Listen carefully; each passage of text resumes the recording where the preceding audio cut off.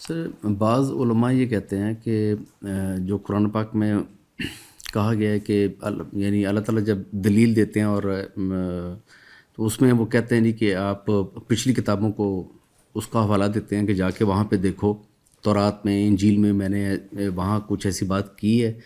تو یہ بعض علماء یہ کہتے ہیں کہ یہ صرف ان یہود کے لیے یا اہل کتاب کے لیے تھا کہ ان کو کہا جاتا تھا کہ آپ جا کے دیکھ لیں. اب عام مسلمان کے لیے ایسا کوئی حکم نہیں ہے، وہ جا کے ان کتابوں کو ان کو نہیں پڑھنا چاہیے. اصل میں اللہ تعالیٰ نے قریش کو کہا ہے کہ قریش جا کر پوچھ لیں اگر کوئی شک ہے اہل کتاب سے. تو جب قریش کو کہا ہے تو یعنی غیر اہل کتاب کو اہل کتاب، مثال کے طور پر آج ہمیں کوئی سوال پیدا ہو جس کا جواب قرآن میں نہ ہو تو ہم اہل کتاب سے پوچھ سکتے ہیں کہ تمہاری کتابوں میں کیا مسئلہ ہے، کس طرح سے اس کو بیان کیا ہے.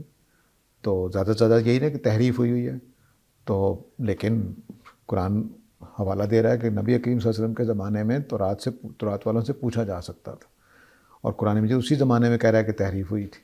ٹھیک ہے، تو دونوں باتیں ایک ہی وقت میں اللہ تعالیٰ کر رہے ہیں. تو اس کا مطلب ہے کہ اتنی تحریف نہیں ہوئی کہ ہم بالکل ہی چھوڑ دیں اس کو، اور یہ بھی نہیں ہے کہ بالکل ہی قبول کر لیں. تو قرآن کی روشنی میں قرآن کو مہیمن قرار دے دیا تورات و انجیل کے اوپر.